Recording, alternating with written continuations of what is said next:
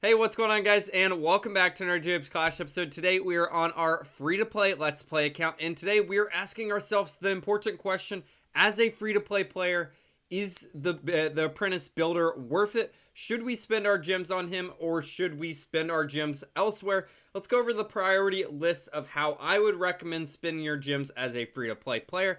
If you do end up enjoying it, make sure to like and subscribe, but let's just hop right into it and talk about it. So, first off, nothing changes how you should spend your gems as a free-to-play player right off the bat. It has to be trying to maximize your builders and buying all of the builders, right? So the first one is going to cost 500. Then the fourth one is going to cost 1,000. The final one, of course, is going to cost 2,000 gems. Your first 3,500 gems you get in the game should be prioritized in getting all 5 builders. That is going to allow you to maximize your potential through buildings and time you're going to basically save in the long run.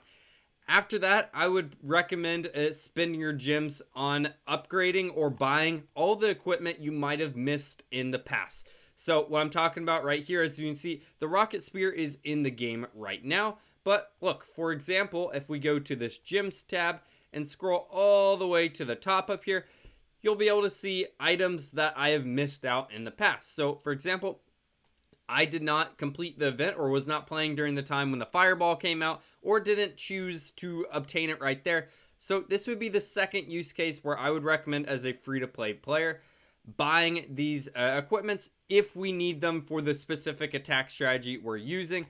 The only one that I see as a must has to be this Giant Gauntlet. This has to be number one priority for you if you weren't playing. All the other ones like the Frozen Arrow or the Royal Champion one or the other spiky ball equipment for the king, I'm going to say they're more niche attack strategy ones, and you probably got it first time around if you thought it was better for you.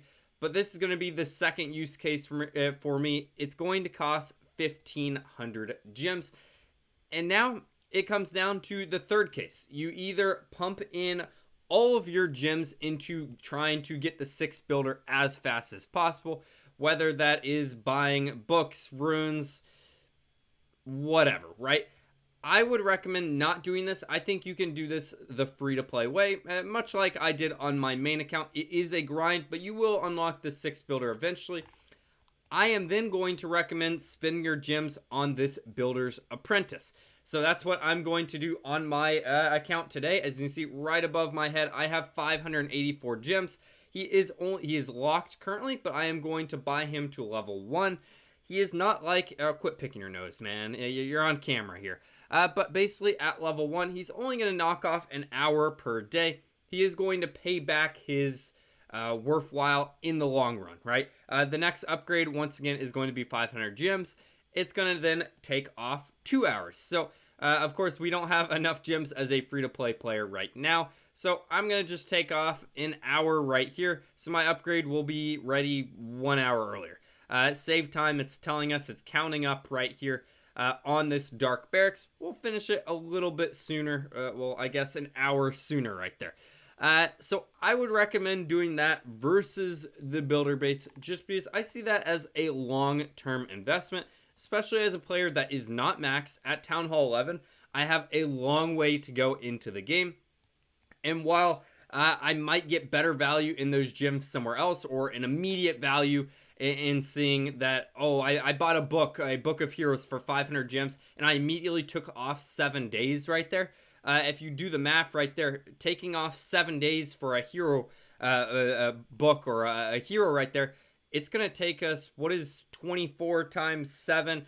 It's going to take us a long time. It's going to take us almost, I'm not good at math. It's going to take us like 100 days or so to recoup the value of one book of heroes we could have bought. But think about it like this. I don't plan on stop playing Clash of Clans in a year or even 2 years or 3 years. Look at this as a long-term investment where this guy's going to be around forever. And as you continue to level him up, he's only going to get better and better. Of course, you're going to have to pay off that investment over a longer period of time.